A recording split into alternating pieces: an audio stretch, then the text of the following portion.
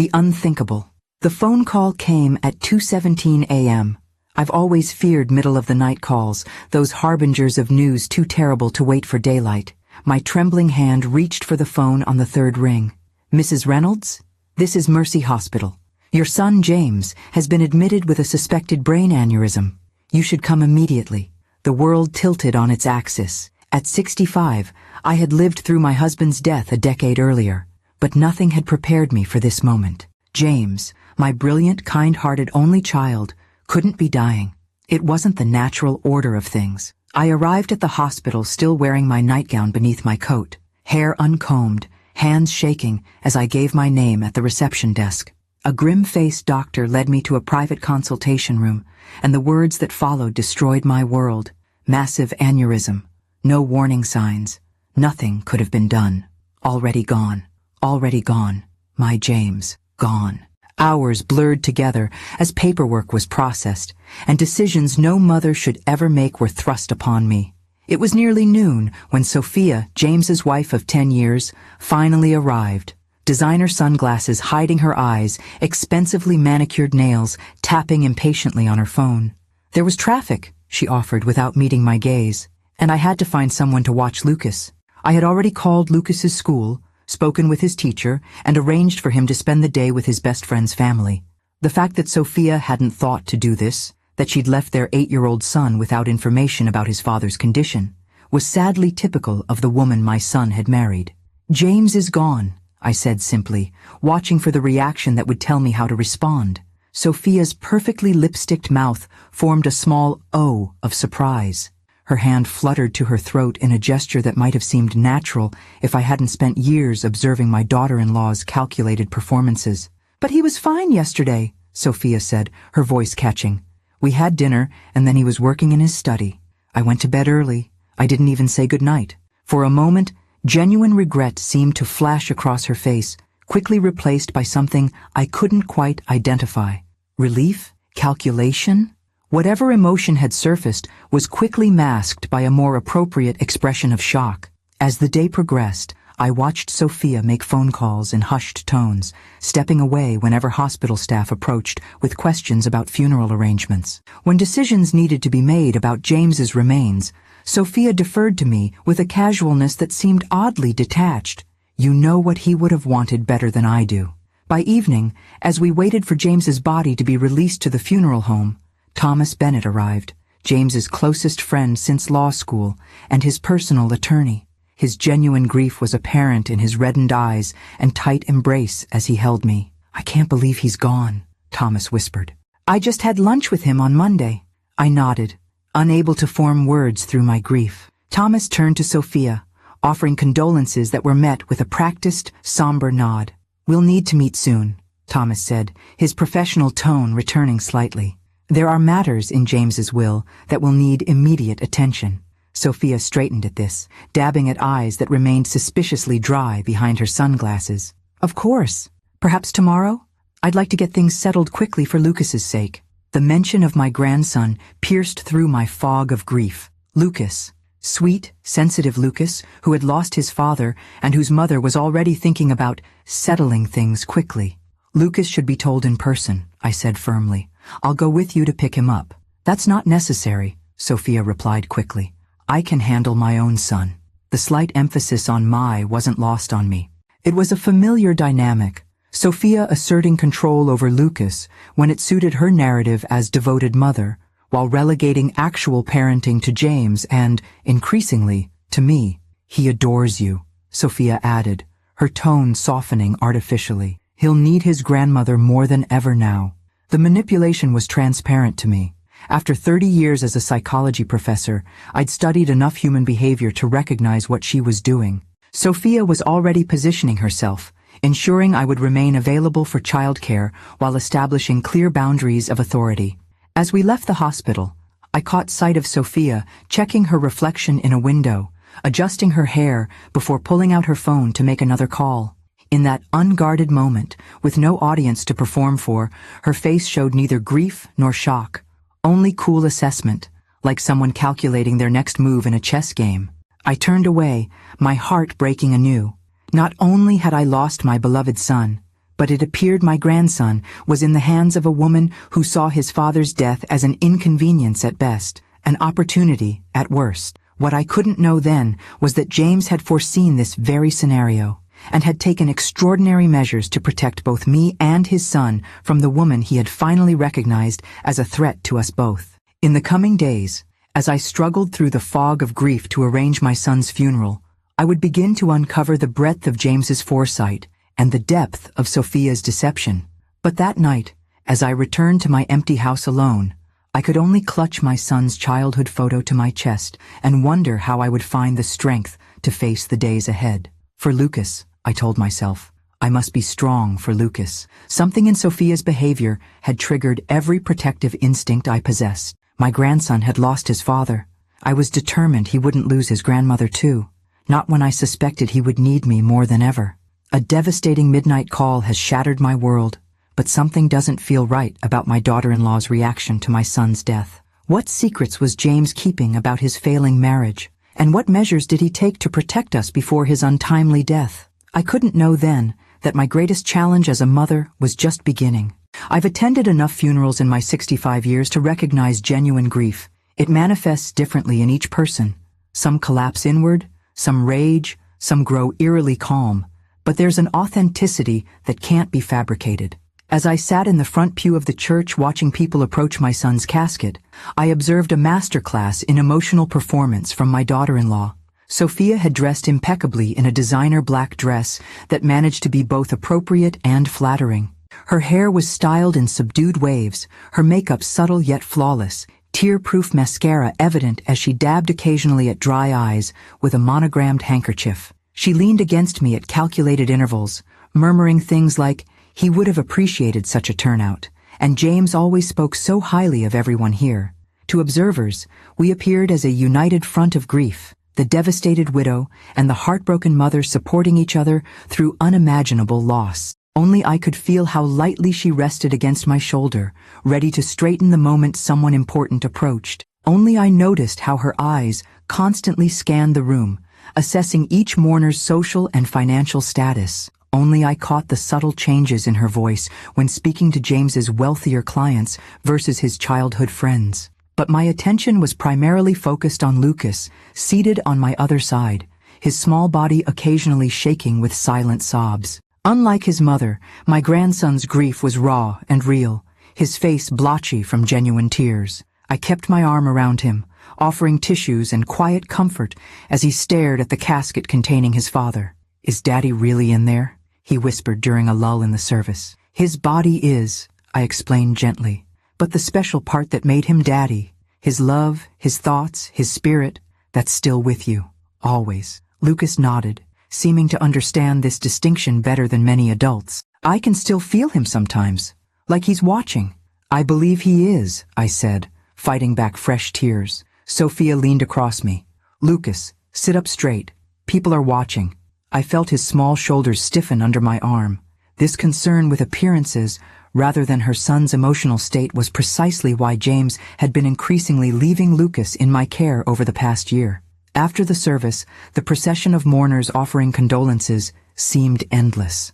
James had been well loved, by colleagues at his law firm, by clients he had helped, by neighbors and friends. Each person had a story about his kindness, his integrity, his subtle humor.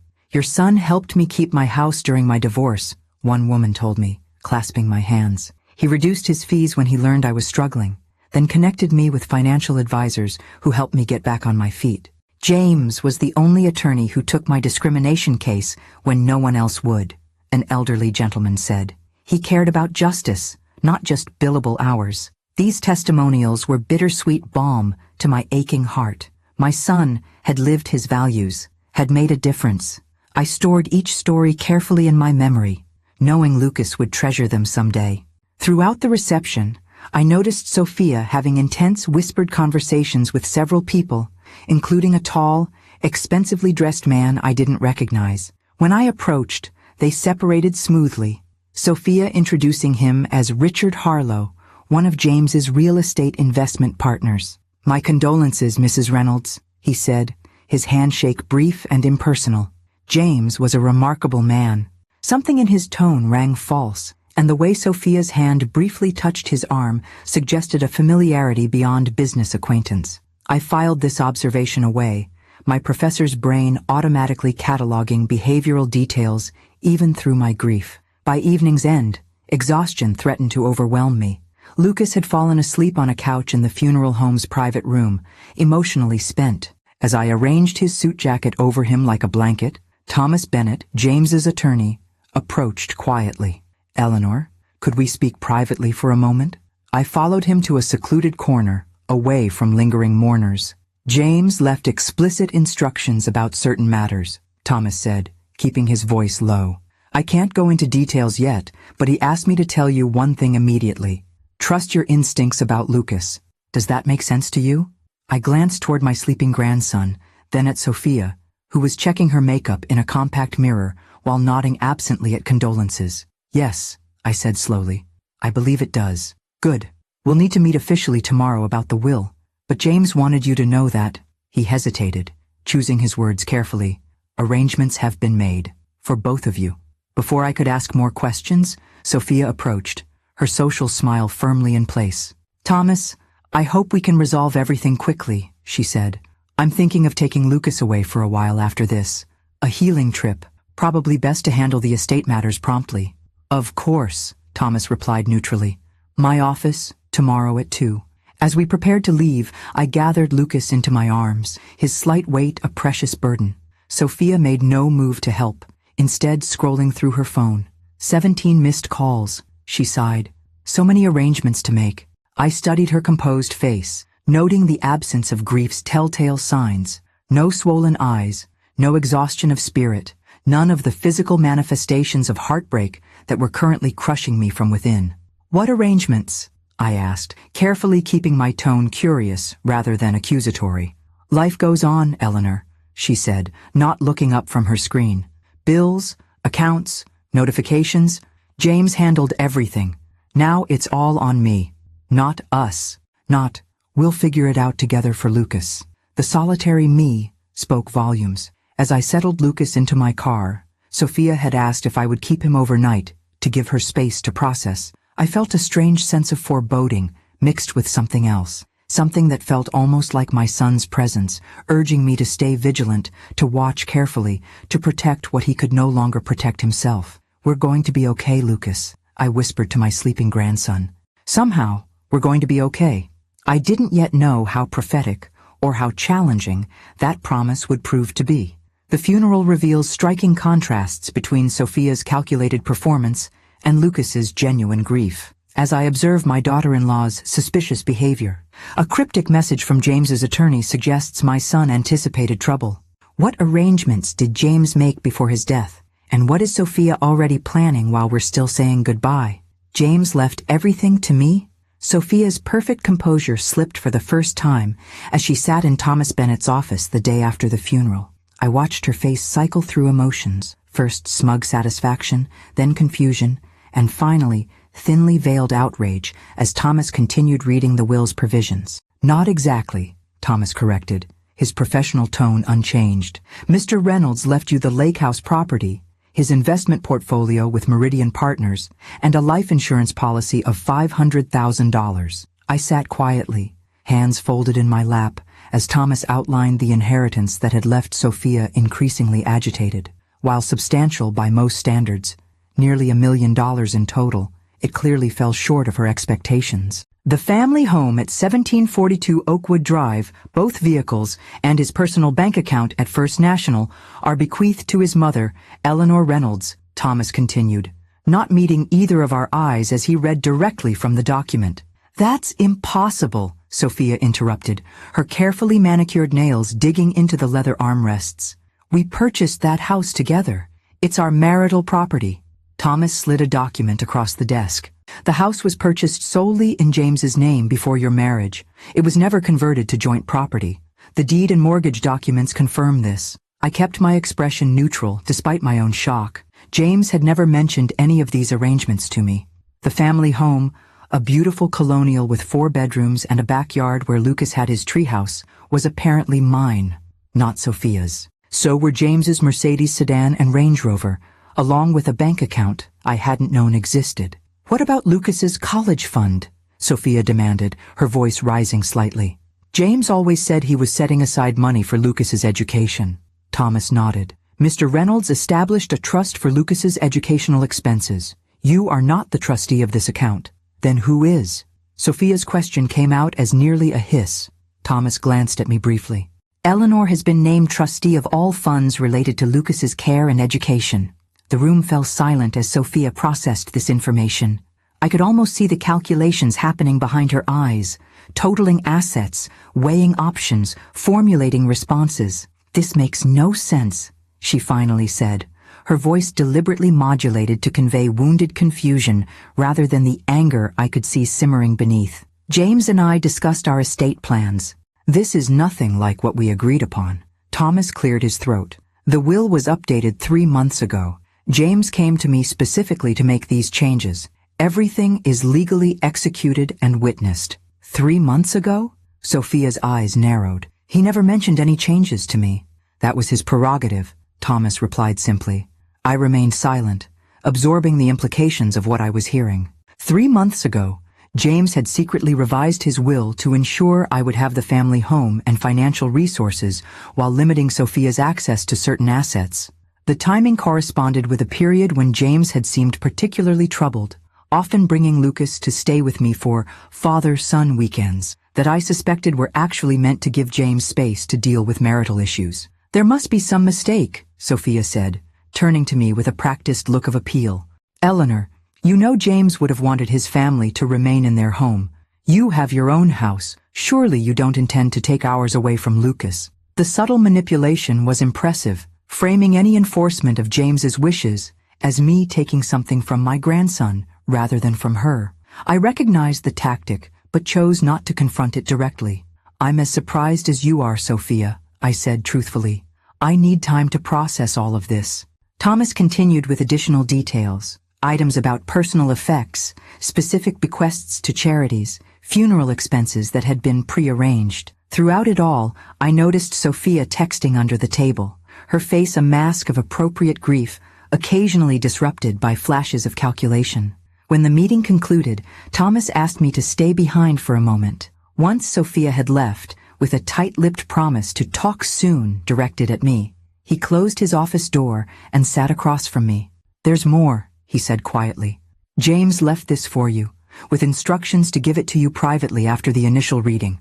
He handed me a sealed envelope with my name written in my son's familiar handwriting. My hands trembled as I took it. Should I? I gestured to the envelope. Take it home, Thomas advised. Read it when you're alone and ready. And Eleanor, he added, his professional demeanor softening. James knew exactly what he was doing. Trust that. I nodded, slipping the envelope into my purse as I rose to leave. In the lobby, I found Sophia engaged in an intense phone conversation, her back turned to the receptionist's desk.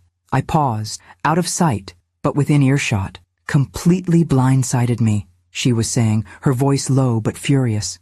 The house, the cars, even access to Lucas's education fund.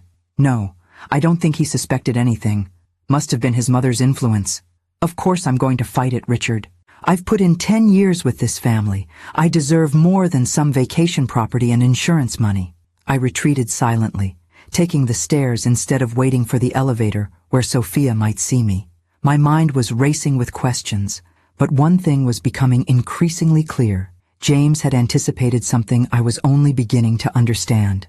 Back in my own modest home, with Lucas still at school, I finally opened the envelope with shaking hands. Inside was a single page of stationery from James's law office. Mom, if you're reading this, the unthinkable has happened. I'm so sorry to leave you with this burden, but there's no one I trust more. My marriage has been failing for some time. What began as growing apart has evolved into something more concerning. I've discovered things about Sophia that make me fear for Lucas's future emotional well-being and for your security. I've arranged things to protect you both. The house, cars, and money aren't really for you. They're tools to ensure Lucas has one stable, loving parent figure when I'm gone. Sophia will fight this. She'll try to manipulate you. Don't let her know what you know or suspect. Watch and wait. Document everything regarding Lucas's care. Thomas has the rest of my instructions and evidence I've gathered. He'll help when the time is right. I love you, Mom. You taught me to see people clearly and to plan ahead. I'm counting on those same qualities now to protect my son. James. I pressed the letter to my chest, fresh tears spilling down my cheeks. Even facing his own mortality, James had been thinking of protecting his son and me. Now I understood my mission clearly. For my son's sake, for Lucas's future, I would need to become something I'd never been before. A strategic opponent in what was clearly going to become a battle of wills and manipulation with Sophia. It was time to put my psychology background to its most important use, yet. James's will reveals shocking arrangements that leave Sophia furious and me stunned. Why did my son secretly transfer so many assets to my name? His private letter confirms my worst suspicions about Sophia and gives me a sacred mission. Protect Lucas at all costs, but to outsmart my calculating daughter-in-law, I'll need to hide what I know and play a longer game than she expects. Grandma, when is Dad coming back? Lucas's innocent question over breakfast 3 days after the funeral pierced my heart. At 8 years old, he was old enough to understand death conceptually, but still young enough to hope for impossible miracles. Oh, sweetheart, I said gently, setting down my coffee cup and taking his small hand in mine. Remember what we talked about? Daddy can't come back. His body stopped working because of the aneurysm in his brain. Lucas nodded, eyes downcast. I know. But sometimes I forget when I first wake up. I keep thinking he'll come make pancakes like on Saturdays. I swallowed past the lump in my throat. I know it's hard. I miss him too, every minute. Would you like me to make pancakes on Saturdays now? They wouldn't be the same, he mumbled, then quickly added, but I'd like that anyway. I was staying at James's house, my house now, according to the will, to help care for Lucas while Sophia dealt with important paperwork, as she'd vaguely explained. In reality, I suspected she was meeting with her own attorney to contest James's will, but I kept this thought to myself. After dropping Lucas at school, where his teacher had been wonderfully supportive, I returned to the house to find Sophia waiting in the kitchen. She'd let herself in with her key, dressed in a sleek black pantsuit that conveyed businesslike mourning. Eleanor, she greeted me with a kiss on the cheek that didn't reach her eyes. I'm glad you're here. We need to talk about arrangements going forward. Of course, I replied, maintaining the polite, somewhat deferential demeanor I'd decided to adopt as my strategy. Would you like some coffee? Please. She seated herself at the kitchen island, watching as I moved around what was technically now my kitchen. This is all so overwhelming. The paperwork, the accounts, the decisions. I can only imagine, I murmured sympathetically, playing my role while remembering the angry phone conversation I'd overheard.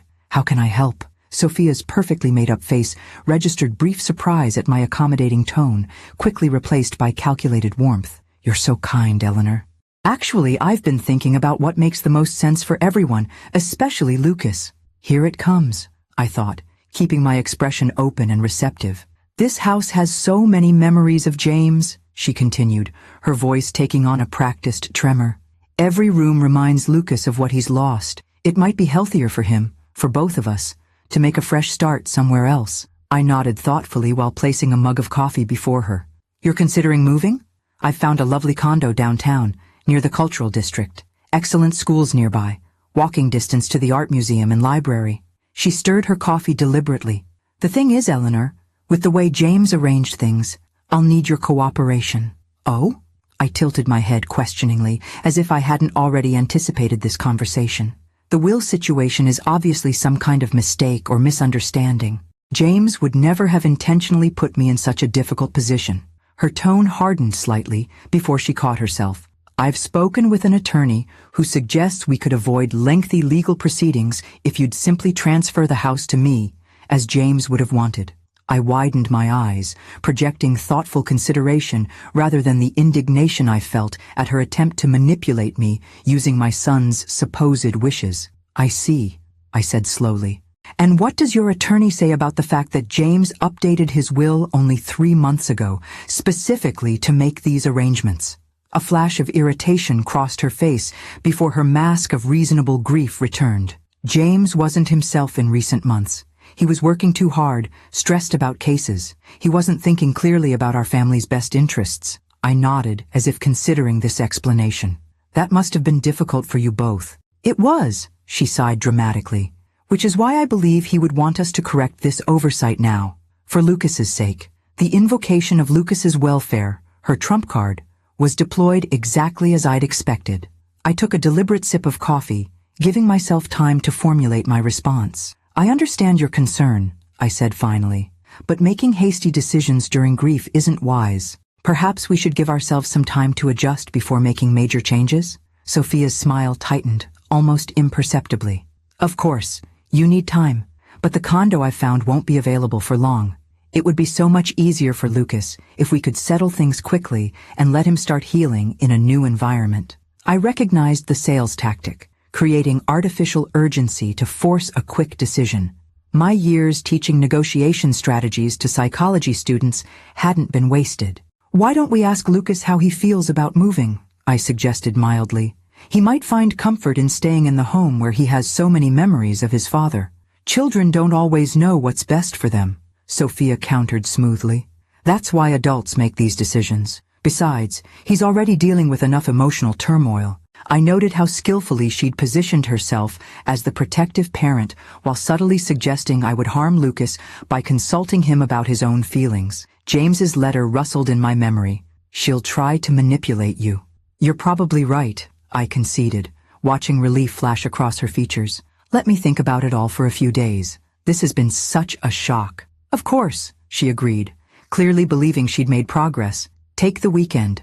But Eleanor, she added, her voice dropping to a confidential tone, I'm worried about finances with the way things stand. James handled everything, and now I'm finding credit card bills, the mortgage that was now my responsibility, according to the will. But I kept this observation to myself. I'd be happy to help review the household accounts, I offered, seizing the opportunity.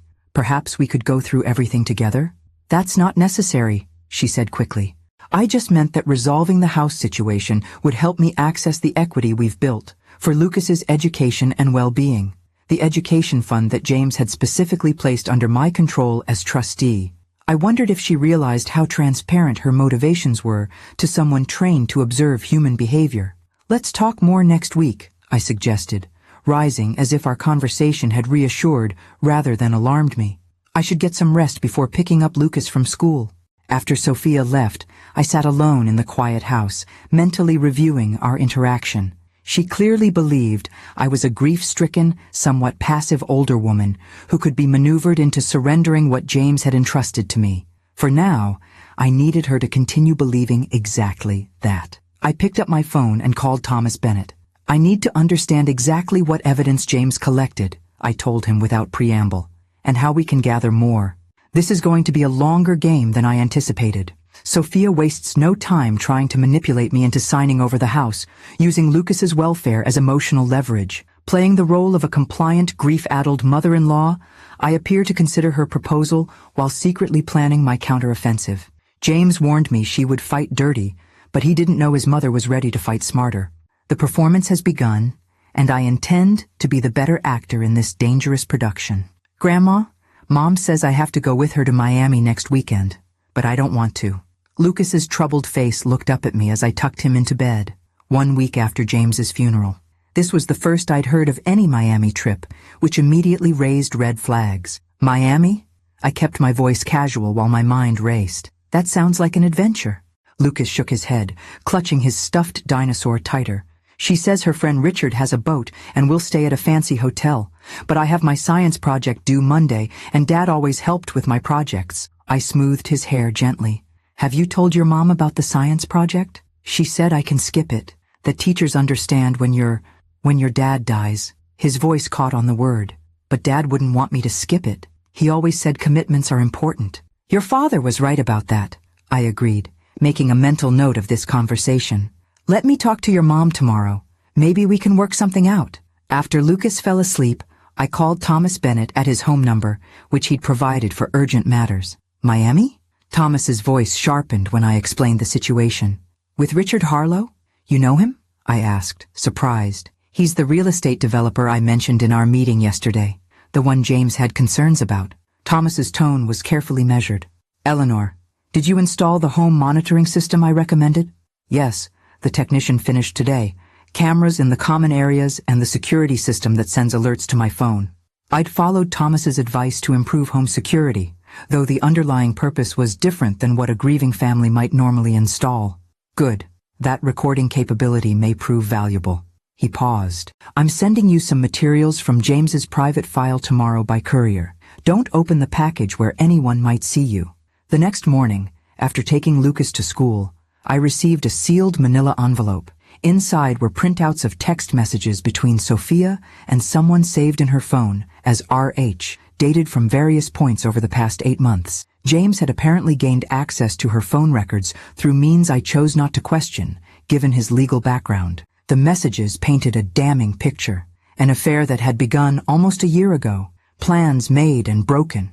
Complaints about James working late, about being trapped in her marriage. References to Lucas as the complication in their relationship plans. Most disturbing were exchanges from just 2 months ago. RH.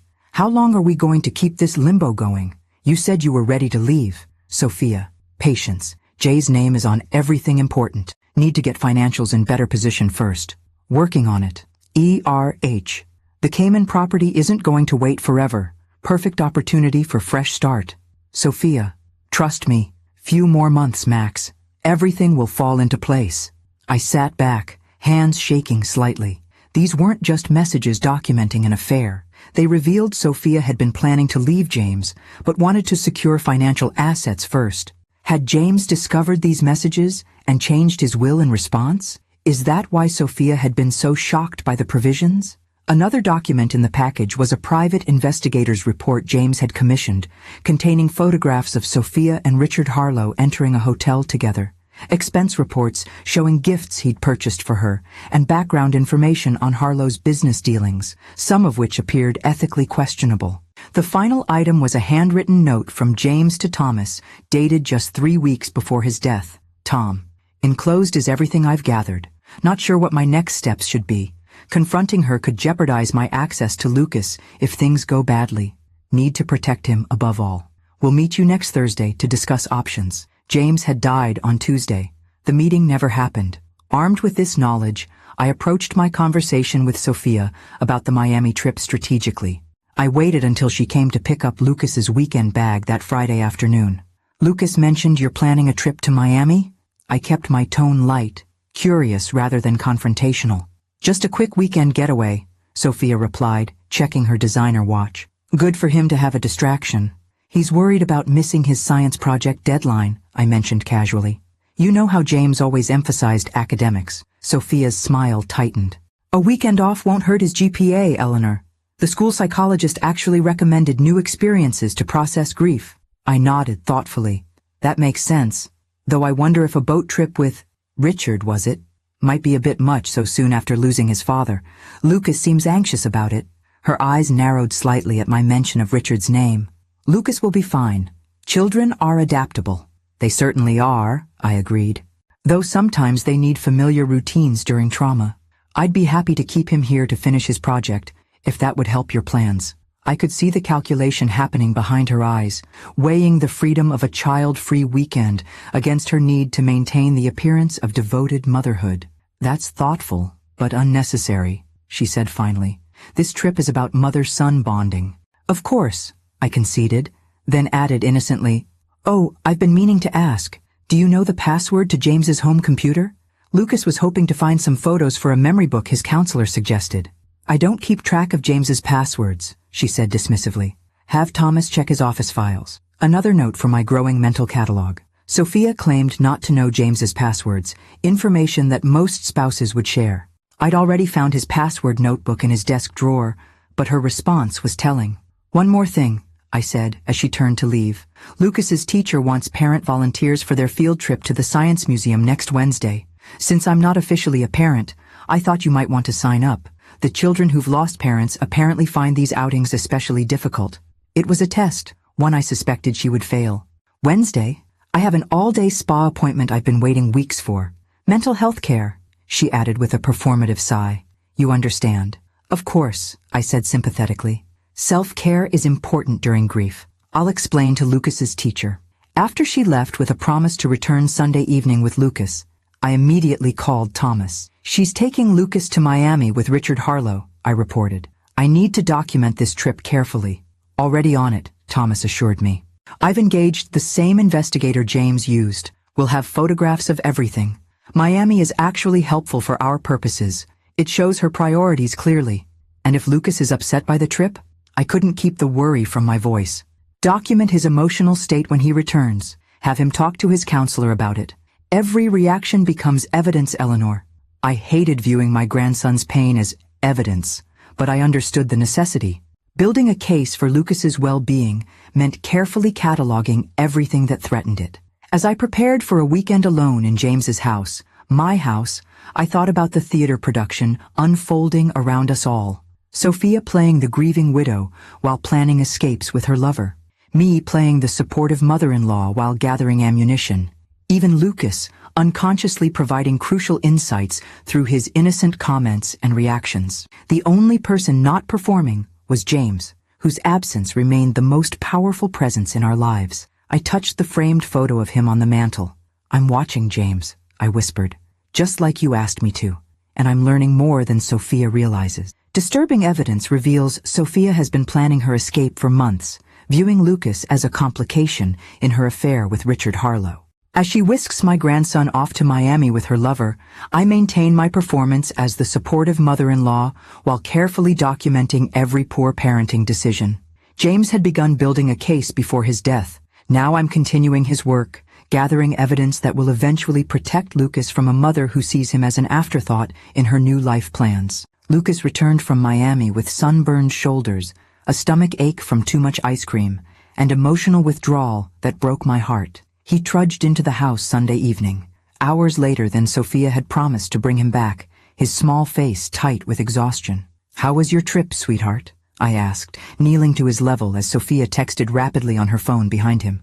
Lucas shrugged, eyes downcast. "The boat made me sick." "He's being dramatic," Sophia interjected without looking up from her screen. "It was just a little motion sickness. The resort was 5-star. The weather was perfect. He had a wonderful time."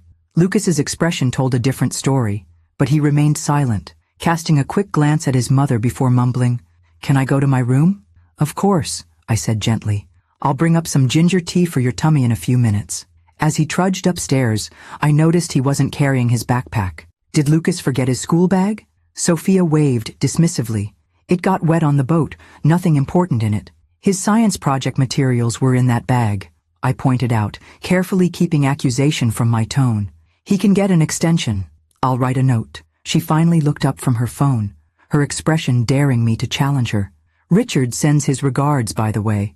He was disappointed you couldn't join us." The brazen mention of her lover made my stomach clench, but I maintained my facade of oblivious politeness. "How thoughtful.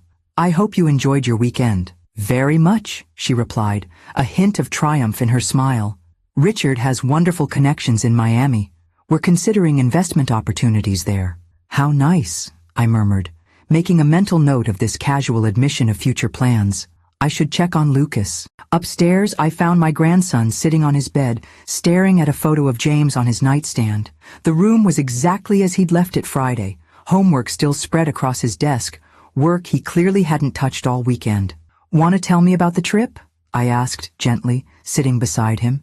His lower lip trembled. Mom was on her phone the whole time. She and Richard talked about boring grown-up stuff and left me with the hotel babysitter, even at night. My heart sank. "The whole night?" He nodded miserably. "2 nights. The babysitter fell asleep watching TV, and I got scared because I didn't know where I was when I woke up. I called Mom's room, but she didn't answer." I kept my expression neutral while inwardly seething.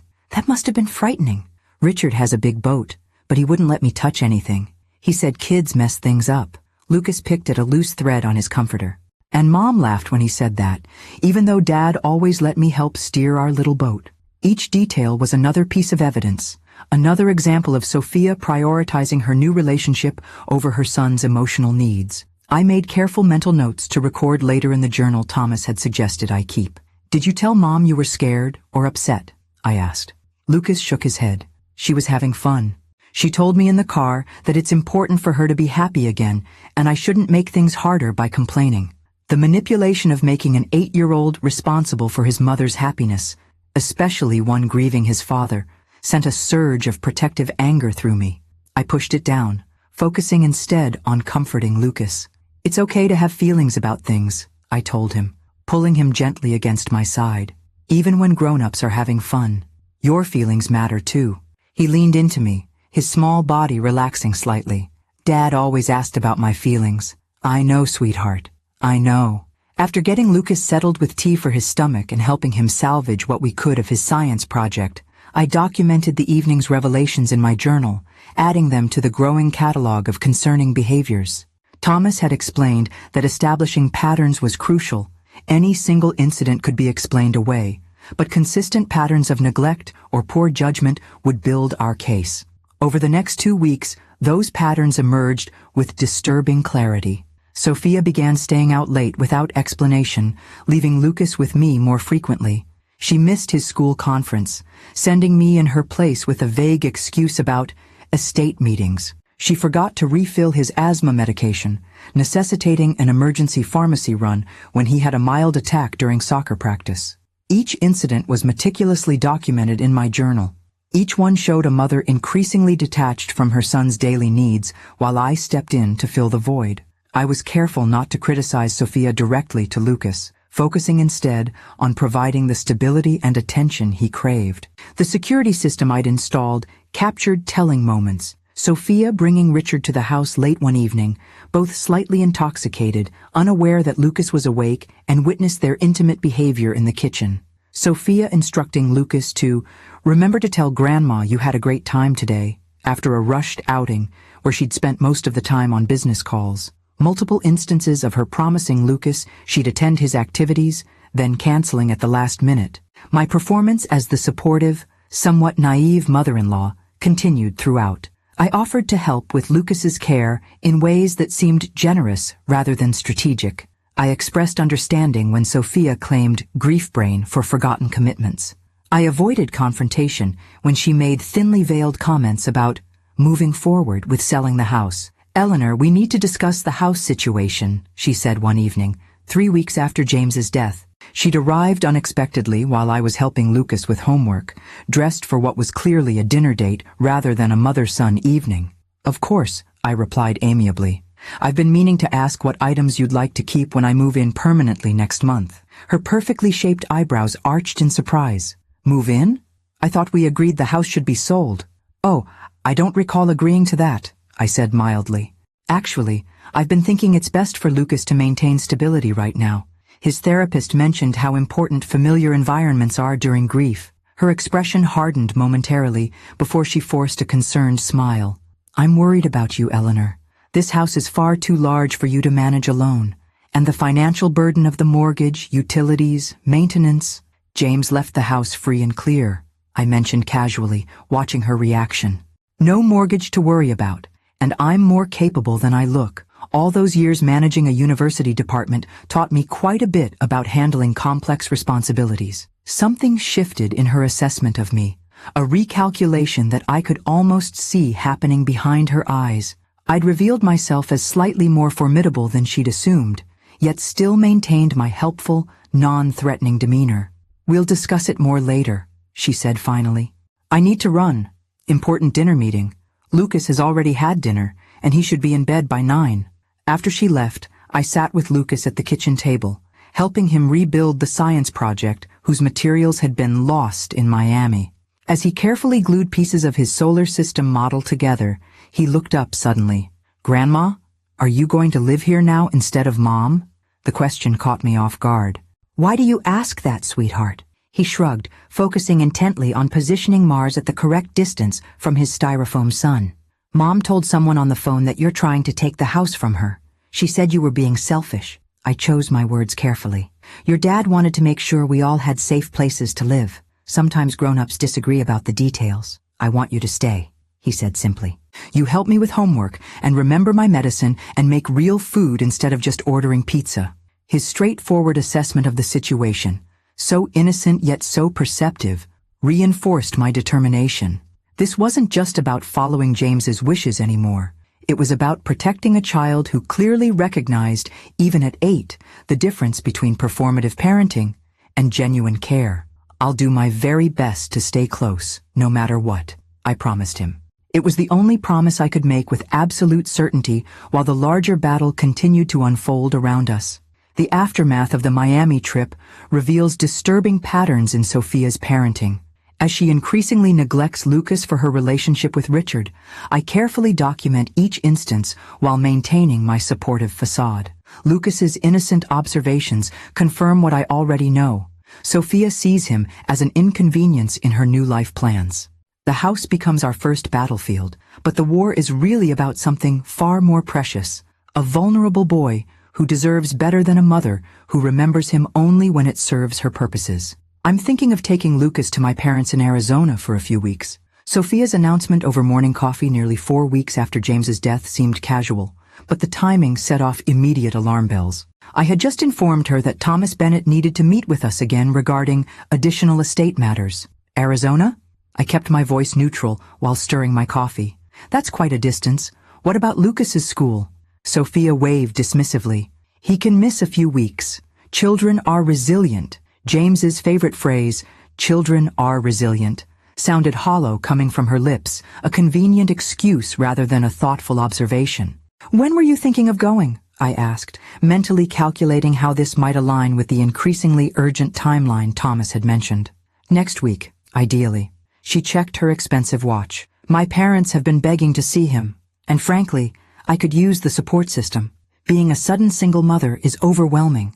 I bit back the observation that she'd been essentially a single mother by choice for months, given how often she delegated Lucas's care to James and me even before the affair began. That's understandable, I said instead. Though I wonder if such a big trip might be difficult for Lucas right now. He's just getting back into his school routine, and his grief counselor mentioned consistency is important. Her eyes narrowed slightly. Are you suggesting I don't know what's best for my own son? Not at all, I backpedaled, maintaining my non-threatening persona. Just thinking out loud. I'm sure you've considered everything carefully. I have. Her tone softened, becoming almost conspiratorial. Actually, Eleanor, I wanted to discuss something important with you. Could we have dinner tonight? Just the two of us? I'll have my assistant watch Lucas. I raised an eyebrow. Your assistant? Richard's assistant, she corrected smoothly. Melissa is wonderful with children. She's helped with Lucas before. Another detail for my journal. Sophia was leaving Lucas with her lover's assistant, rather than his grandmother who lived 15 minutes away. I made a mental note to ask Lucas about these previous occasions. I'd be happy to watch him, I offered. But dinner sounds lovely. What did you want to discuss? Everything, she said vaguely. The house, Lucas's future, how we move forward from here. I think I've come up with a solution that works for everyone. Her confident smile suggested she believed she'd formulated an irresistible proposal. I agreed to meet at an upscale restaurant downtown at 7, curious what strategy she'd devised. The restaurant she'd chosen was deliberately impressive, the kind with minimalist decor, tiny portions, and prices that made you wince. Sophia was already seated when I arrived, looking elegant in a designer dress that somehow managed to suggest tasteful mourning while remaining fashionable. Eleanor, thank you for coming, she greeted me, air-kissing my cheek. I ordered us a bottle of Veuve Clicquot. James always said it was your favorite. It wasn't. James knew perfectly well I preferred a simple Chardonnay, but the manufactured intimacy was part of her performance. How thoughtful, I murmured, settling into my chair. Though I rarely indulged even before James's passing. She poured champagne anyway, raising her glass in a toast, to new beginnings and solutions. I sipped politely, waiting as she established the atmosphere she wanted. Convivial, generous, warmly intimate. The manipulation was textbook. Create a pleasing environment, establish rapport, suggest shared understanding before making your pitch. Eleanor, she began after our appetizers arrived, these past weeks have been so difficult for all of us, losing James, trying to help Lucas cope, dealing with all the practical matters. I nodded encouragingly, playing my role. I've been thinking about what truly matters, she continued, her voice taking on a practiced sincerity. Family, security, peace of mind, and I think I've found a way for all of us to have what we need. I'm listening, I said, cutting a small piece of my overpriced scallop. You and I both know James's will has created complications. She delicately sipped her champagne. The house, the vehicles, the accounts. It's all rather awkward, isn't it? Not at all what James would have wanted if he'd been thinking clearly. I remained silent, letting her continue her pitch uninterrupted. I've spoken with an excellent estate attorney who specializes in these situations. He believes we could easily contest the will based on James's mental state in those final months, the stress he was under, the medications for his previous heart condition. It wouldn't be difficult to demonstrate diminished capacity. My heart clenched at how casually she suggested invalidating my son's final wishes, but I kept my expression neutral. I see. But litigation is so unpleasant, she continued smoothly. Creates divisions, drags on for months or even years. Not what Lucas needs right now. Absolutely not, I agreed, wondering where this performance was heading. She leaned forward, lowering her voice conspiratorially. So, I've come up with a better solution. One that gives us both what we want without any messy legal battles. And what would that be? I asked, genuinely curious about her strategy.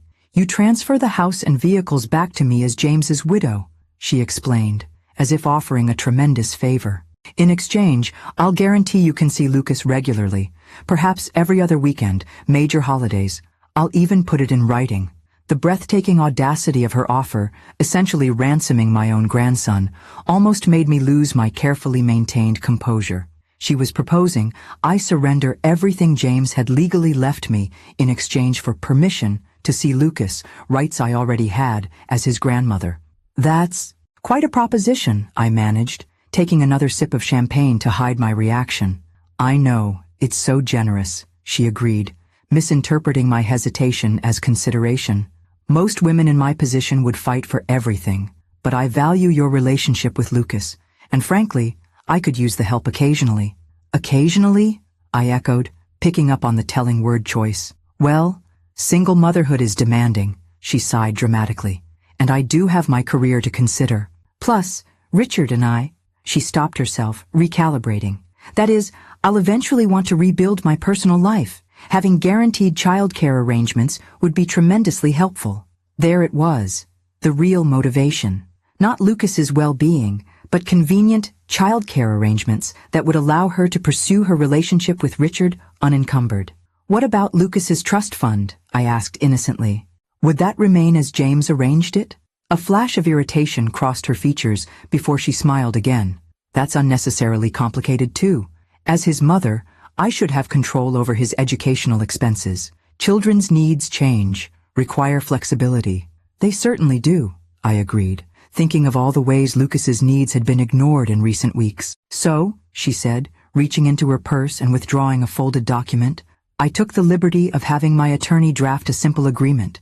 You transfer the assets back where they belong, I guarantee your visitation rights. Clean, simple, everyone wins. She slid the paper across the table with the confidence of someone who believed they held all the cards. I took it, scanning the language that would effectively undo everything James had arranged to protect Lucas and me. This is quite thorough, I commented, buying time while formulating my response. And what about Arizona? Would Lucas and I still have our visits if you move? About that, she said, her expression turning regretful. The Arizona trip might become more permanent. Richard has development opportunities there. Excellent private schools for Lucas. It would be a fresh start for everyone, and conveniently far from me and anyone else who knew James or might question her parenting. The pieces of her plan were falling perfectly into place in my understanding. I'll need to think about this, I said, folding the document and placing it in my own purse, and perhaps have Thomas review it, since he's familiar with James's wishes. Her smile tightened. I wouldn't involve Thomas. He's rather old-fashioned about these matters. My attorney assures me this is completely standard. I nodded thoughtfully. Even so, such an important decision deserves careful consideration. James always taught me not to sign anything without proper review. She couldn't argue with invoking James's advice without seeming disrespectful, so she merely smiled and signaled for the check. Of course. Take a few days. But Eleanor, she added, her voice taking on a subtle edge, this really is the best solution for everyone. Fighting me on this would only hurt Lucas in the long run. The thinly veiled threat hung between us as she paid for our expensive meal with what I suspected was James's credit card. I maintained my mask of thoughtful consideration, thanking her for dinner and promising to give her proposal the attention it deserves. As I drove home, my hands finally allowed themselves to shake on the steering wheel. The audacity, the manipulation, the casual way she planned to separate Lucas from his remaining connections to James, it all confirmed what I'd been documenting for weeks. I called Thomas from my car. "She's planning to take Lucas to Arizona permanently," I said without preamble. "And she's offered me a devil's bargain to get the house and accounts." "Perfect," Thomas replied, surprising me. "This is exactly what we needed. Bring the document to my office first thing tomorrow. It's time to move to the next phase." Over an expensive dinner, Sophia reveals her true colors, offering me a devil's bargain. Surrender everything James left me in exchange for permission to see my own grandson.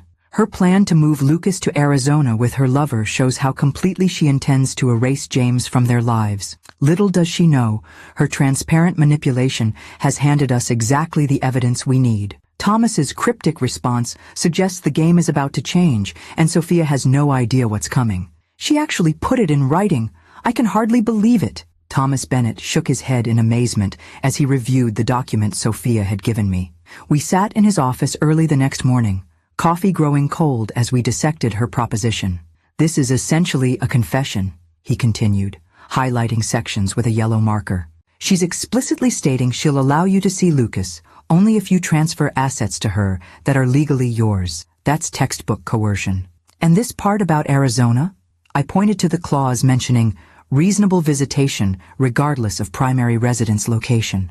"Establishes premeditation for removing Lucas from his support system and familiar environment during grief." Thomas added another yellow highlight. "Combined with the evidence we've gathered of her parenting patterns, this creates a compelling narrative." I leaned back in my chair, processing the implications. "So what happens now?" Thomas set down his marker, expression turning serious. "It's time to execute the contingency plan James put in place. He hoped it wouldn't be necessary, but he prepared for this exact scenario." From his desk drawer, Thomas withdrew a sealed envelope marked Emergency Protocol in James's handwriting. My heart constricted at the sight of my son's familiar script. James left detailed instructions about when and how to proceed if Sophia's behavior threatened Lucas's well-being or attempted to separate him from you. Thomas opened the envelope carefully. "The key component is a petition for emergency custody modification." "Custody modification?" I repeated, stunned. "James wanted me to seek custody of Lucas?" "Temporary custody initially," Thomas clarified, "based on documented evidence of parental neglect and the child's best interests during grief. James believed, and I concur, that a judge would likely award you temporary guardianship while a more permanent arrangement is determined." My hands trembled slightly. The responsibility James had entrusted to me was enormous, not just documenting Sophia's behavior, but potentially taking over Lucas's primary care. "I'm 65, Thomas. Would a court really consider me as a guardian over Lucas's mother? Age isn't disqualifying, especially given your demonstrated involvement in his life. And remember, we're not alleging Sophia is an unfit mother in the traditional sense. We're demonstrating that her current priorities and choices are detrimental to Lucas's emotional well-being during a critical period of grief and adjustment." Thomas laid out the evidence we'd accumulated, my detailed journal documenting Sophia's absences and Lucas's reactions, the home security footage showing multiple concerning incidents, statements from Lucas's teachers about missed conferences and incomplete homework, notes from his grief counselor about regression and anxiety that coincided with Sophia's increased absences, photographic evidence of the Miami trip with Richard, while Lucas was left with hotel staff, and now the damning document, proposing to use Lucas as leverage. "We'll need one more piece," Thomas explained. "A neutral third-party evaluation of Lucas's home environment and emotional state. I've arranged for a court-approved child psychologist to interview Lucas tomorrow at his school. Standard procedure in these cases, nothing that would alarm Sophia if she heard about it." The methodical way James had prepared for this contingency, right down to identifying appropriate psychological evaluators, broke my heart all over again. How long had he been concerned about Sophia's parenting?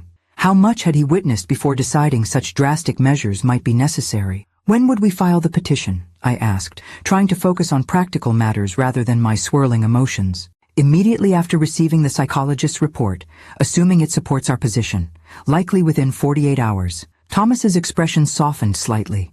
"Eleanor, Are you prepared for what comes next? Sophia will not take this lying down. She'll be furious, possibly vindictive. I thought of Lucas's small face when he returned from Miami, the way he'd confided that his mother had left him with strangers overnight, how he'd clutched his father's photo while trying not to cry. I thought of James, who had foreseen this situation and trusted me to protect his son when he no longer could.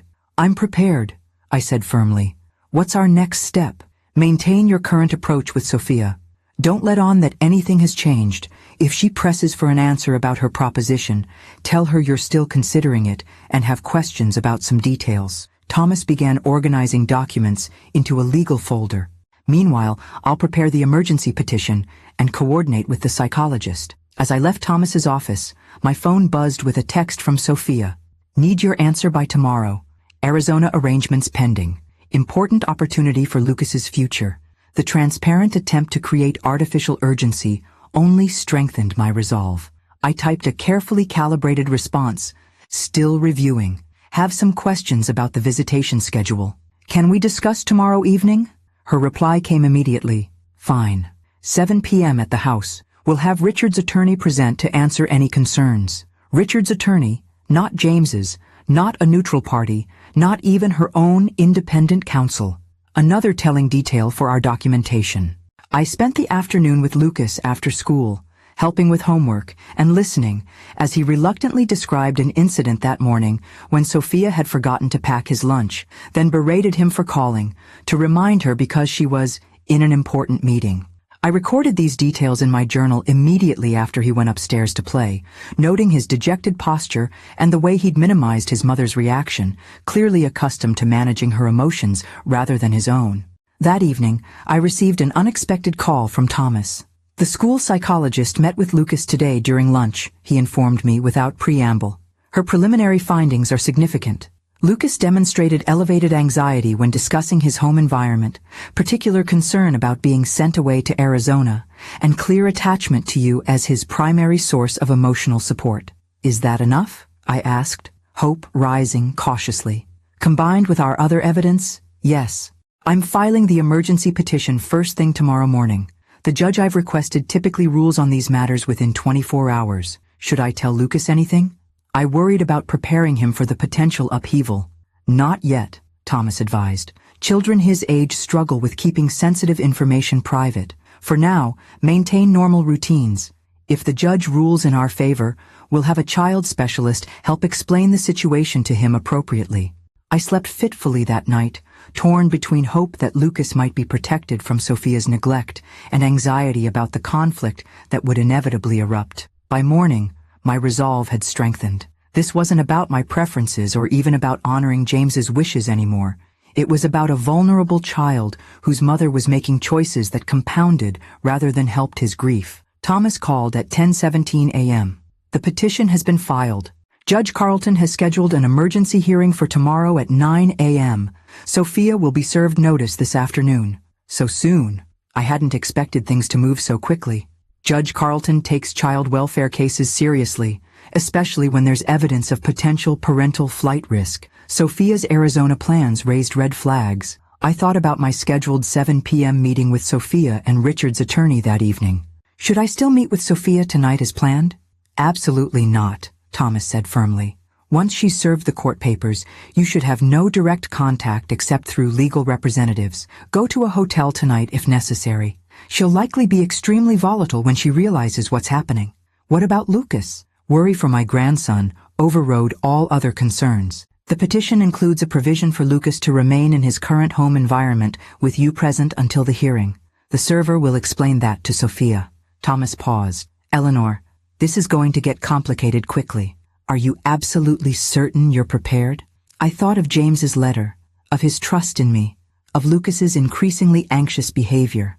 I've never been more certain of anything in my life. Sophia's manipulative proposition becomes the final evidence we need, triggering James's emergency protocol, a custody petition I never imagined filing. As court proceedings are set in motion, I prepare for the storm that will erupt when Sophia discovers her plans are being challenged. Thomas warns me the battle will be fierce, but my resolve is unshakable.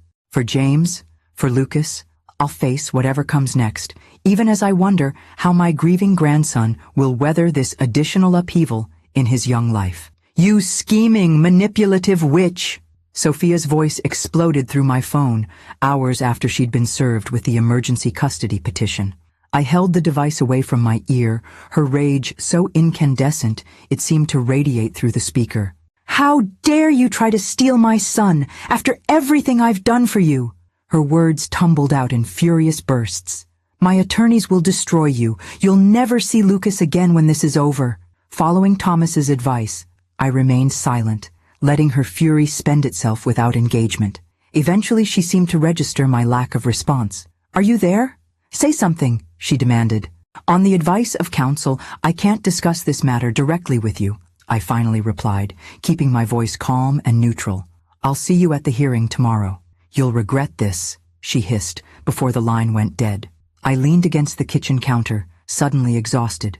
The court server had arrived at precisely 2 p.m., delivering the petition papers to Sophia at her office. Thomas had arranged for Lucas to be with me after school, sparing him from witnessing his mother's inevitable explosion. Now, as evening approached, I faced the challenge of maintaining normalcy for Lucas while preparing for tomorrow's hearing. He sat at the dining room table, focused on a math worksheet, blissfully unaware of the legal storm gathering around him. "Grandma, can we have spaghetti for dinner?" he asked, looking up from his multiplication problems. "The kind with your special sauce." "Of course, sweetheart," I replied, grateful for the distraction of ordinary tasks. "Would you like to help me make it?" As we chopped onions and stirred sauce, I studied my grandson's face, searching for signs of additional stress. Sophia had called him earlier, her voice tight but controlled, explaining that she had an unexpected work emergency and he would stay with me tonight. Lucas had accepted this explanation without question, accustomed to his mother's frequent absences. "Mom sounded mad on the phone," he observed suddenly, sprinkling cheese over his portion of spaghetti.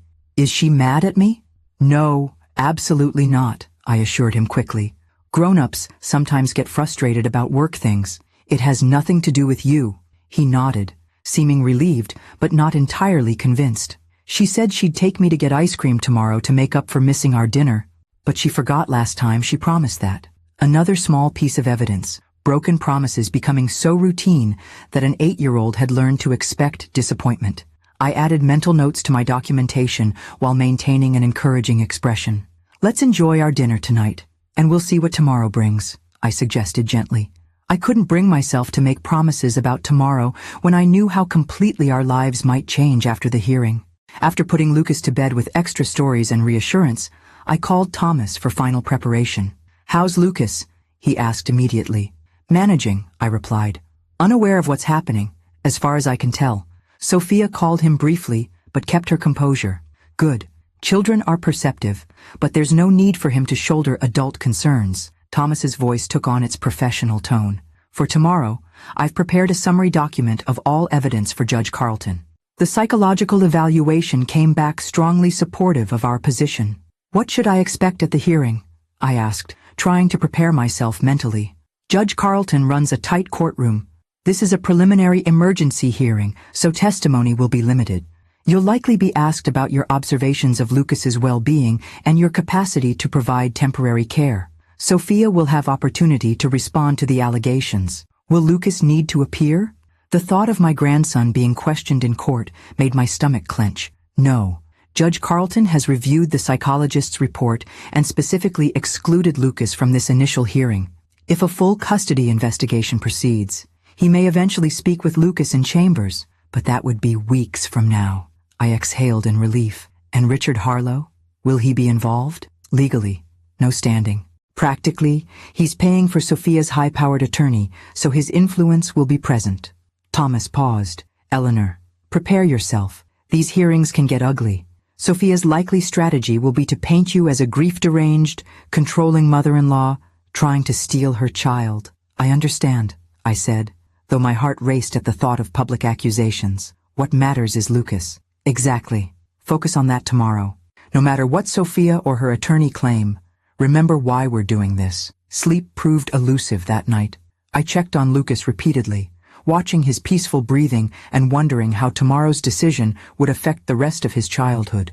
By morning, I was exhausted, but resolute, dressed in a conservative navy suit that Thomas had advised would convey stability and trustworthiness to the court. "Why are you dressed up, Grandma?" Lucas asked over breakfast, eyeing my unusual formal attire. "I have an important meeting," I explained, helping him pack his backpack. "Mrs. Wilson from next door will take you to school today, and either Mom or I will pick you up this afternoon." He accepted this with the flexibility of childhood, more concerned about whether his favorite shirt was clean than about the day's unusual arrangements. I hugged him extra tight at Mrs. Wilson's door, wishing I could shield him from the uncertainty ahead. The courthouse was imposingly formal, all marble and echoing hallways. Thomas met me at the entrance, his expression professionally composed, but with worry lines visible around his eyes. "Sophia's already inside with her attorney, Gerald Winters from Mitchell and Blackwell, one of the most aggressive family law attorneys in the city." I nodded, unsurprised that Richard had secured top legal representation. "And our chances? Judge Carlton is fair but cautious. The evidence is compelling, but temporary custody removal is still an extraordinary remedy." Thomas squeezed my arm reassuringly. "Remember, this isn't about winning or losing. It's about ensuring Lucas has proper support during a critical time." Inside the courtroom, Sophia sat at a table with a sharp-featured man in an expensive suit. She wore a conservative black dress, hair pulled back in a modest style that contrasted sharply with her usual fashionable appearance. The transformation into grieving, devoted widow and mother was complete, down to the framed photo of James and Lucas she'd placed prominently before her. Her eyes met mine with glacial hatred as I entered, before she quickly adjusted her expression to one of wounded confusion, leaning to whisper something to her attorney. The performance had begun. Judge Carlton, a stern-faced woman in her 60s, entered promptly at 9 a.m. Her no-nonsense demeanor suggested little patience for dramatics as she reviewed the file before her.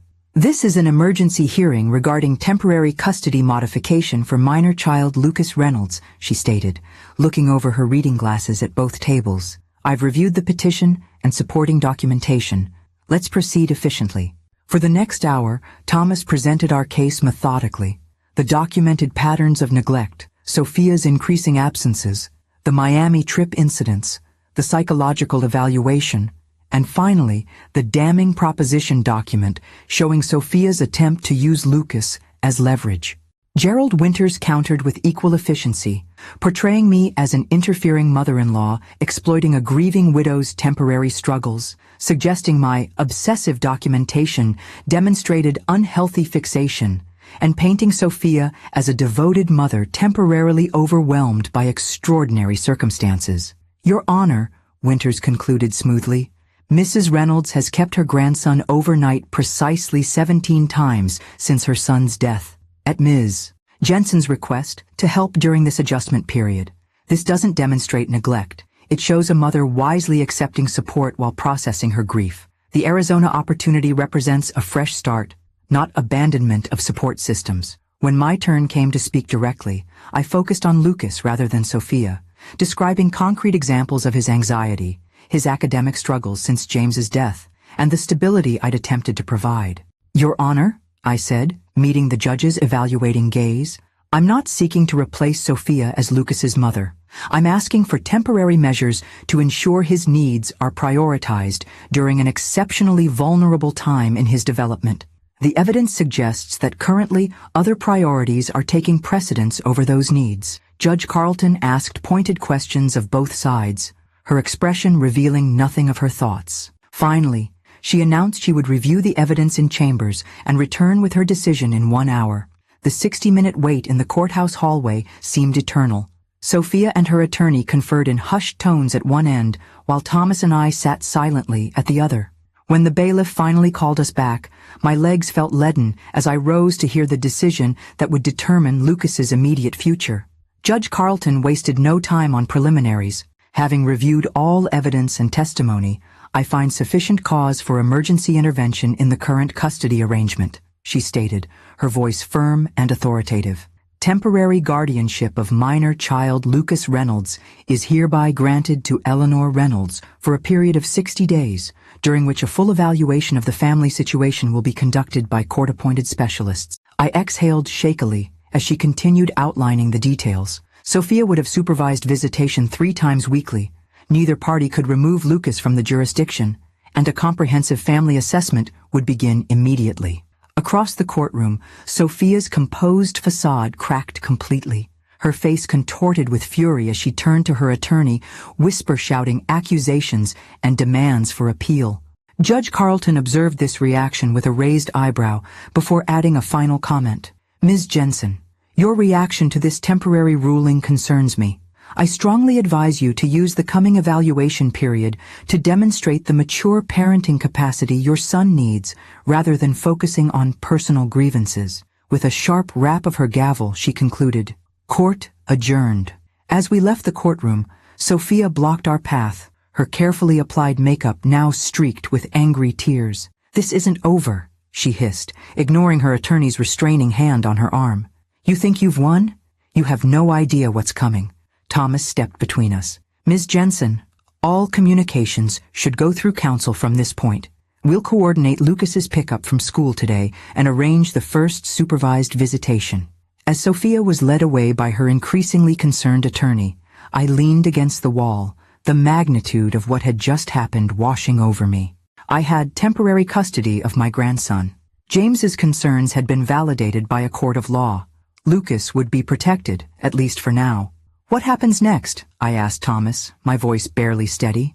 "We pick up Lucas from school, explain the situation as gently as possible with the help of his counselor, and begin establishing a stable routine." He touched my shoulder supportively.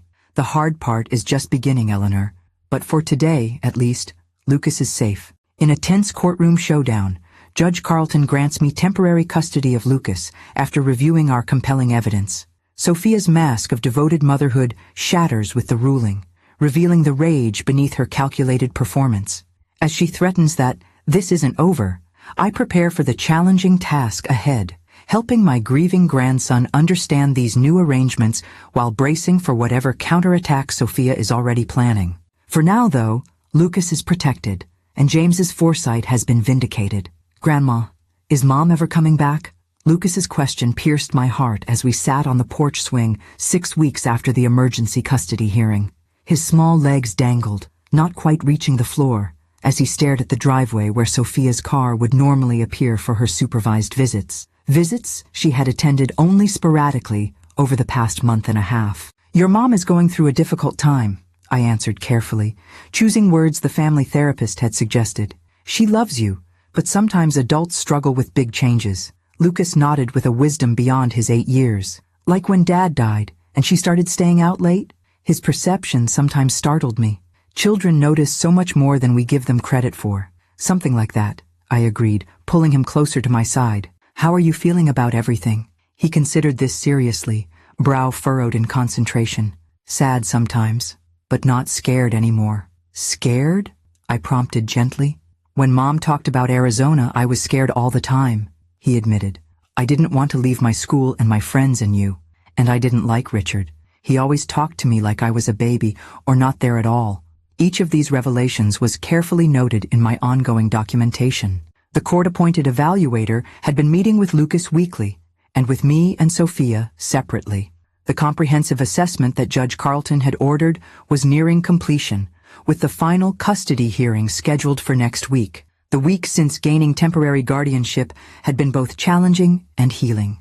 Lucas had initially been confused and upset when we explained the new arrangement, but his counselor had helped frame it as a special time with Grandma while Mom sorts out grown-up problems. The stability of routine, regular meals, consistent bedtimes, homework help, and predictable expectations had gradually eased his anxiety. Sophia's reaction had been volatile and erratic. She attended the first few supervised visits with obvious resentment, spending much of the time on her phone or asking Lucas leading questions about whether he was happy or if I was being mean to him. Then she canceled 2 visits in a row, claiming work emergencies. When she returned, her approach had shifted to bringing expensive gifts and making elaborate promises about future trips and experiences. The most telling visit had been 3 weeks ago, when she arrived with Richard Harlow unexpectedly in tow, attempting to circumvent the court order specifying who could be present. When the visitation supervisor refused to allow Richard to join, Sophia had stormed out, leaving Lucas in tears, and without the visit he'd been anticipating all week. She hadn't come for the past 2 scheduled visits at all. "Do you think you'll feel ready for the talk with the judge next week?" I asked Lucas, referring to the in-chambers conversation Judge Carlton had scheduled. The therapist had been preparing him, explaining that the judge simply wanted to hear his thoughts and feelings, not force him to choose between his mother and grandmother. "I guess so," he replied, kicking his feet rhythmically. "Ms. Abernathy said I just have to tell the truth about what makes me feel safe and happy." "That's exactly right," I assured him, though my own stomach knotted at the thought of Lucas facing such adult responsibilities. The next day brought an unexpected development. Thomas called early in the morning, his usually measured tone edged with urgency. "Eleanor, Sophia's attorney just filed a motion to dismiss the custody case. They're requesting an immediate return to the original arrangement with no restrictions." My hand tightened on the phone. "On what grounds?" "They're claiming the evidence was manufactured, that you manipulated Lucas into making statements against his mother, and that Sophia's parenting decisions were reasonable responses to grief." My heart sank. "Do they have any chance of succeeding?" "Ordinarily, I'd say no. Our documentation is too thorough.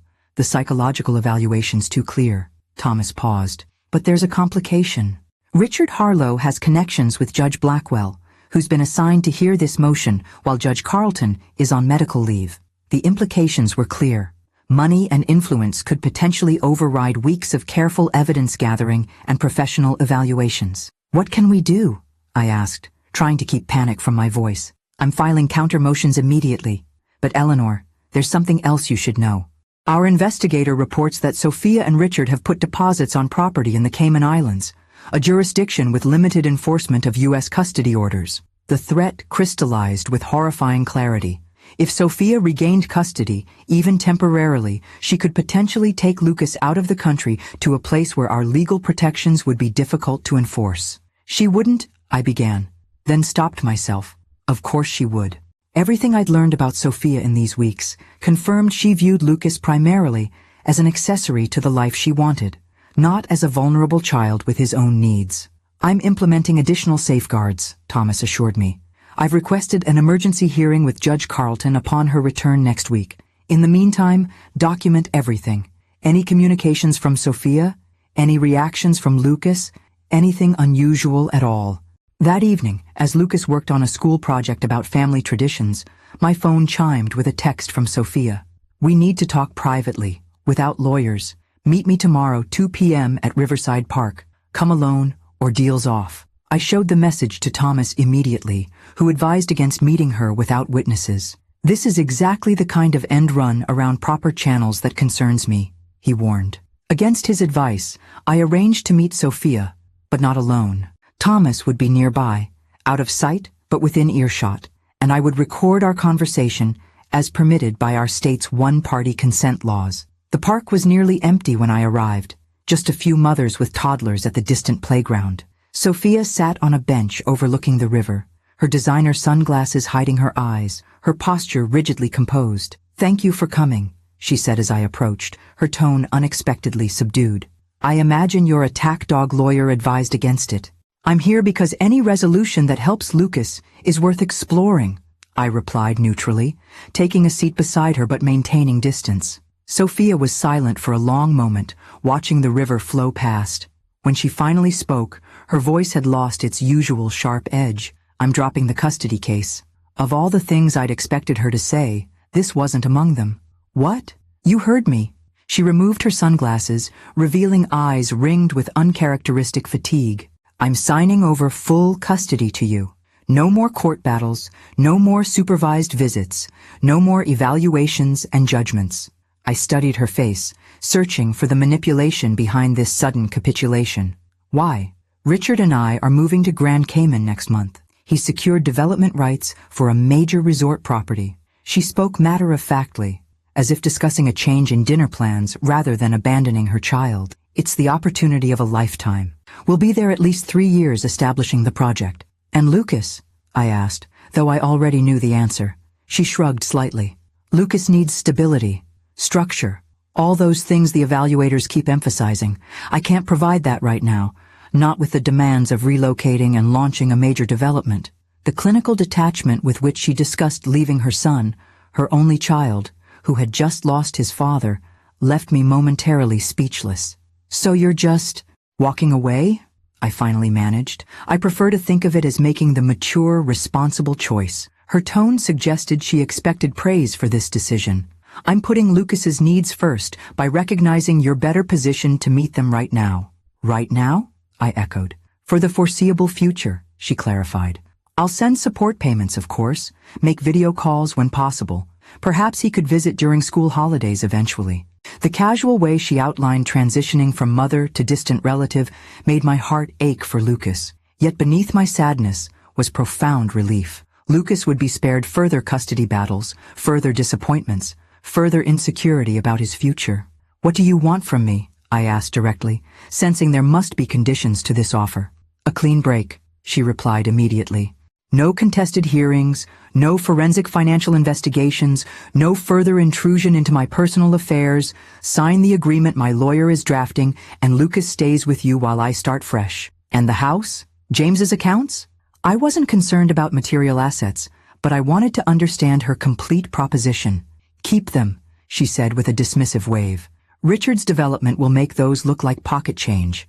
I just want this chapter closed cleanly and quickly." As she outlined the details of her proposed arrangement, I maintained a neutral expression while inwardly marveling at the outcome James had somehow foreseen. His careful planning, transferring assets to me, documenting Sophia's behavior, establishing trusts for Lucas, had anticipated exactly this scenario. Sophia choosing her own desires over her son's needs when forced to face the responsibilities of genuine parenting. 1 week later, I sat in Judge Carlton's chambers as she reviewed the voluntary custody agreement Sophia had signed the day before, departing for Grand Cayman with Richard. "This is an unusual resolution," the judge commented, studying the document carefully. "Ms. Jensen is surrendering all parental rights except for limited visitation at your discretion. She believes it's in Lucas's best interest while she relocates internationally for an extended period," I explained, using the diplomatic phrasing Thomas had suggested. Judge Carlton's expression suggested she wasn't fooled by this characterization, but she nodded slowly. "And you're prepared to assume full legal guardianship of your grandson at your age, Mrs. Reynolds?" "Without hesitation," I replied firmly. "Lucas needs stability, love, and connection to his father's memory. I can provide all three."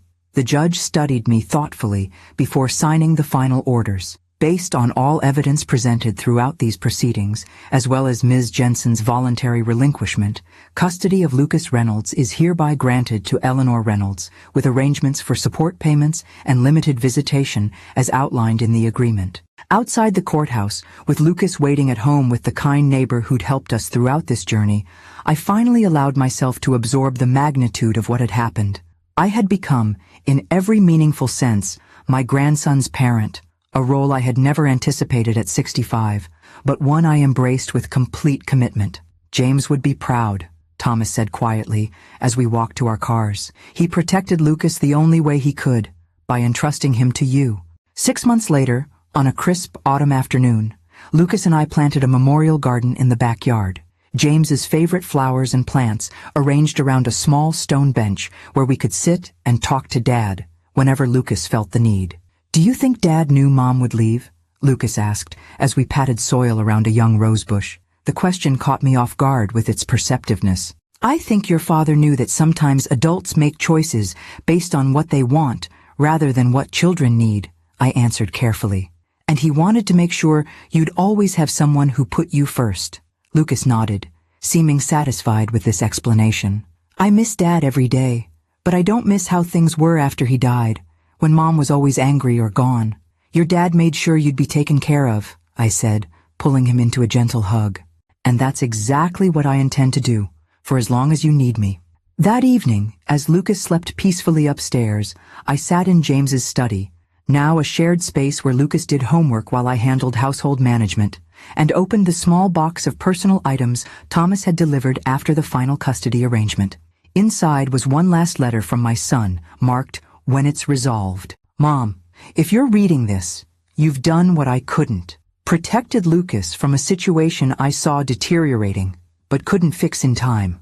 I watched Sophia's priorities shift, saw her resentment of family responsibilities grow, noticed her increasing absences. When I discovered her relationship with Richard, I realized Lucas would eventually become collateral damage in her pursuit of the life she really wanted. I'm sorry for the burden I placed on you. Asking a mother to step in as parent again at your age wasn't fair, but I knew you would do it without hesitation, just as you've always put family first. Lucas couldn't ask for a better guardian, a more loving presence, or a stronger advocate. Tell him stories about me, not just the good ones, the real ones, about my mistakes and how I tried to fix them, about how sometimes we see the truth too late, but we do the best we can with the time we have. I love you both more than words can express. James, I pressed the letter to my heart, tears flowing freely now that Lucas couldn't see. The journey had been harder than I could have imagined. The grief of losing James compounded by the battles with Sophia, and the challenge of helping Lucas heal from multiple traumas. Yet as I looked around the home we now shared permanently, at the evidence of a child growing secure and loved, homework spread across the table, soccer cleats by the door, artwork taped proudly to the refrigerator, I knew James had been right to trust me with his most precious legacy. Through his foresight in changing his will, through my careful documentation and strategic patience, through Lucas's remarkable resilience, we had created something beautiful from tragedy. A new family constellation, different than what any of us had expected, but solid and true.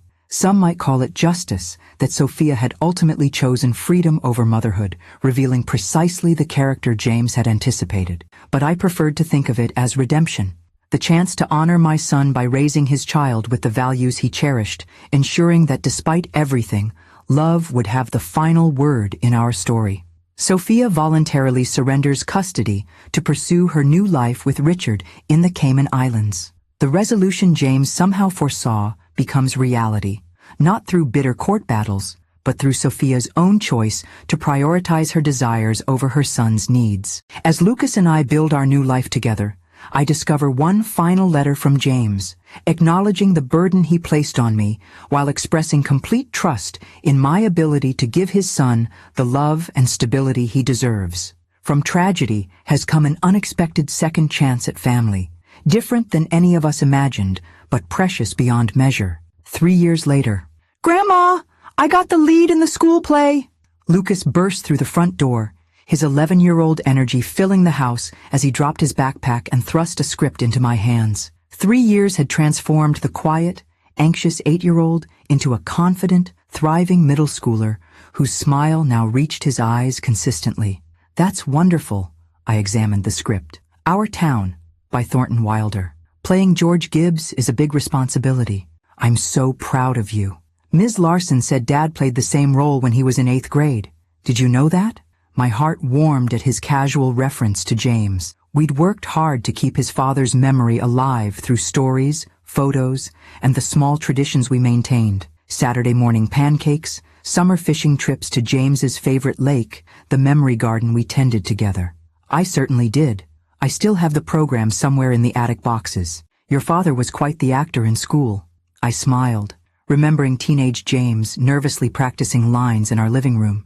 He'd be thrilled to see you following in his footsteps. Lucas grinned, then his expression turned more serious. "Do you think, should we tell Mom about the play?" The question didn't surprise me. Though Sophia had essentially vanished from Lucas's life after moving to Grand Cayman, her promised video calls dwindling to rare, awkward birthday messages and eventually stopping altogether, Lucas occasionally still sought connection with her. "We can send her an email with the dates," I said carefully. "It's entirely up to you." He considered this, then shook his head. "Maybe not. She didn't answer when I wrote about winning the science fair, and she's probably still in Asia with Richard anyway." Through infrequent updates from Thomas, who maintained minimal professional contact with Sophia's attorney regarding support payments, we knew she and Richard had married and were now developing resort properties in Thailand. The support checks arrived regularly, the one commitment she maintained, but contained no personal notes or inquiries about Lucas's well-being. "Whatever you decide is fine," I assured him, maintaining the balanced approach our family therapist had recommended, acknowledging Sophia's existence without creating false expectations of her return or involvement. "I think just you and the Wilsons and Uncle Thomas is enough audience for me.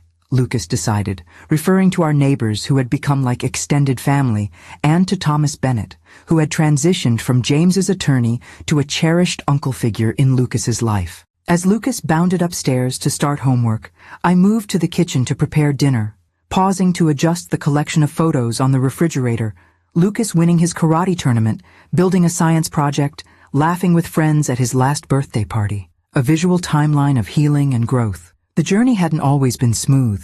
The first year after gaining full custody had brought nightmares, academic struggles, and occasional angry outbursts as Lucas processed the effective loss of both parents. There had been challenging questions I'd struggled to answer. Why doesn't Mom want to talk to me anymore? Did I do something wrong to make her leave? If Dad hadn't died, would Mom have stayed? With the help of an excellent child psychologist, we'd navigated these painful waters together. I'd learned to validate his feelings without vilifying Sophia, to help him understand that her choices reflected her limitations, not his worthiness. Now, 3 years later, Lucas had found his footing. His grades were excellent, his circle of friends solid, his emotional resilience remarkable for a child who had experienced such significant losses. The house that had once been James's, then briefly mine, had truly become ours, filled with evidence of our shared life. Lucas's art projects displayed alongside my watercolor attempts, his sports equipment sharing space with my gardening tools, photo albums documenting our camping trips and holiday celebrations. At 68, I had found unexpected vitality in this second round of parenting. The responsibility had given me purpose, while Lucas's energy kept me active and engaged. I'd even started dating recently, a kind widower I'd met through the community theater where Lucas took acting classes. Nothing serious yet, but a pleasant reminder that life continued to offer surprises at every stage. My phone chimed with a text message from Thomas. Court approved the college fund restructuring, all set for Lucas's future education, protected exactly as James wanted. Another piece of James's careful planning falling into place. Despite Sophia's initial attempts to gain control of Lucas's educational trust, James's foresight had created ironclad protections. Now those funds were secured in a structure that would provide for Lucas's college and perhaps even graduate education, regardless of what happened to me in the coming years. As I prepared dinner, I reflected on the strange path that had brought us here, the midnight call that had shattered our world, the gradual revelation of Sophia's true character, the careful strategy that had ultimately protected Lucas from becoming collateral damage in her pursuit of a different life. In my darkest moments during those early days after James's death, I couldn't have imagined the life Lucas and I would build from the ashes of that tragedy. The grief remained, would always remain, but it had been integrated into a new reality, filled with meaningful connections and moments of genuine joy. The doorbell rang, interrupting my thoughts. Through the peephole, I saw our neighbor Mrs. Wilson holding a covered dish. "I made too much lasagna again," she announced as I opened the door, her standard excuse for the meals she regularly shared with us. "And Bill wants to know if Lucas is still coming to help with the birdhouse project this weekend." "He's been talking about nothing else," I confirmed, accepting the dish gratefully. "Would you and Bill like to join us for dinner? Lucas just got some exciting news about the school play." As Mrs. Wilson stepped inside, calling up the stairs to congratulate Lucas, who responded with enthusiastic thanks, I felt the quiet satisfaction of community, of the support network we'd built around ourselves that extended beyond biological family. Later that evening, after Lucas had gone to bed, I sat in the peaceful quiet of the living room and opened the memory book we'd created during that first difficult year. Photos of James at various ages. Lucas's childish handwriting describing favorite memories of his father. Cards from friends and family offering support during our custody journey. On the final page was a quote from James's last letter to me. "Tell him stories about me, not just the good ones, the real ones, about my mistakes and how I tried to fix them." I had honored that request, sharing with Lucas the full, human truth of his father. A good man who had recognized his marriage was failing, who had seen the potential impact on his son, who had taken concrete steps to protect his child's future even while hoping those protections wouldn't be necessary. When Lucas had asked why his father had changed his will without telling Sophia, I'd explained as gently as possible. "Your dad saw that your mom was making choices that might not prioritize your needs. He wanted to make sure someone would always put you first, no matter what. It was the truth, simplified for a child's understanding, but honest. We had maintained that honesty throughout our journey together, building trust through difficult conversations rather than comfortable evasions. Outside, the garden James had loved and Lucas now helped tend caught the last golden light of evening. The roses he'd planted were blooming again, a reminder that life continues its cycles regardless of our personal losses. Inside, his son slept peacefully, surrounded by photos of the father who had loved him enough to ensure his protection even after death. As I closed the memory book and prepared for bed myself, I thought about James's extraordinary foresight. He couldn't have known exactly how events would unfold, couldn't have predicted his own untimely death or Sophia's eventual complete departure from Lucas's life. Yet he had recognized the essential character of the woman he'd married, had seen the warning signs of her prioritizing personal desires over family responsibilities, and had taken concrete steps to protect what mattered most to him. In doing so, he'd given both Lucas and me an unexpected gift, not just financial security or legal protection, but the opportunity to forge a new family bond that might never have developed otherwise. Through our shared grief and subsequent healing, Lucas and I had created something beautiful and enduring, a relationship built on mutual trust, respect, and genuine love that transcended traditional family boundaries. Tomorrow would bring new challenges, helping Lucas memorize lines for his play, attending my own water aerobics class that kept my joints mobile, coordinating with Thomas about long-term financial planning.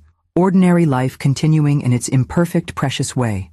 But tonight, in the quiet of the home we had made together, I felt profound gratitude for my son's final gift, the chance to help raise his child, to see James's best qualities emerging in Lucas, to ensure that despite everything, love and wisdom would be his son's true inheritance. Not the legacy any of us would have chosen, perhaps, but one we had transformed through courage and persistence and boundless love into something unexpectedly beautiful.